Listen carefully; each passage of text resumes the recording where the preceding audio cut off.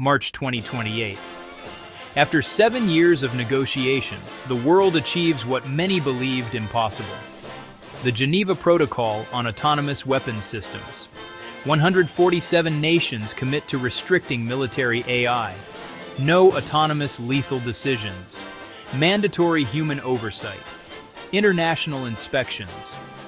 The world celebrates. It's called the Nuclear Non-Proliferation Treaty of the AI Age. Proof humanity can control its most dangerous technology. The world breathes easier. Meanwhile, 6,000 miles away, a commercial AI company releases FlawedBot 2.0, a software assistant, not a weapon, just a tool to help developers write better code. $49 per month, available to anyone.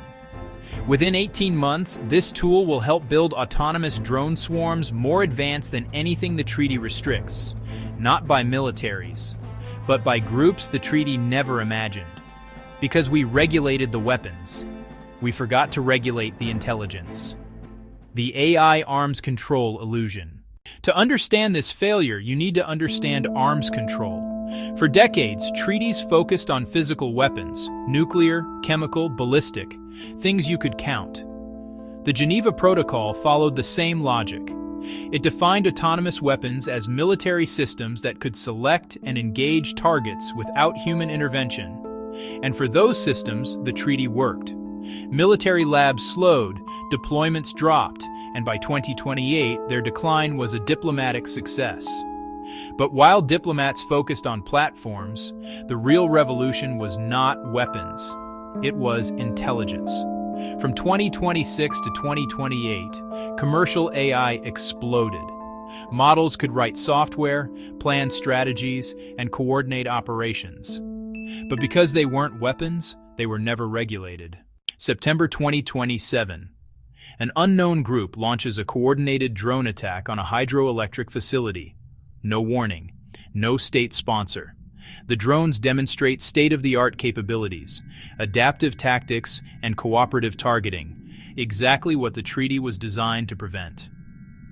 Investigators expected classified tech, but found hobby drones, commercial explosives, and subscription AI models.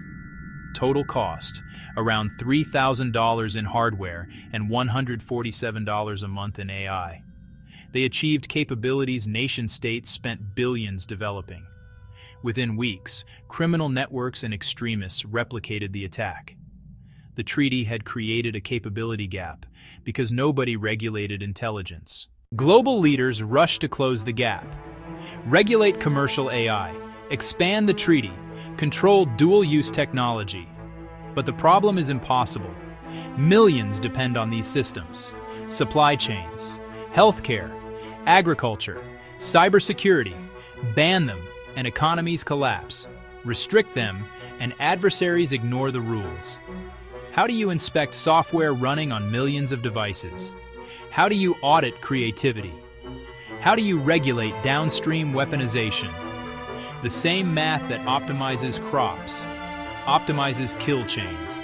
The same intelligence that improves logistics, coordinates attacks. You cannot regulate intent. You cannot regulate intelligence. China calls for tighter control. The United States warns of economic damage. Russia calls verification impossible. Everyone is right. Everyone is stuck. Commercial AI accelerates. Treaties lag. The gap widens. This scenario is fictional. The dilemma is not. Right now, we are debating the same questions. How do we govern intelligence? How do we control dual-use technology? How do we prevent capability without stopping progress? Because AI is different. Nuclear weapons require materials. Chemical weapons require factories. But AI requires only knowledge. And knowledge is now global. The Geneva Protocol was not a failure.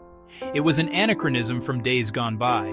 It regulated platforms, while intelligence took over and spread. I'm Bobby, and this is Security of AI. Thanks for watching. Please like, subscribe, and comment below. Join us next episode when AI reads minds that aren't there.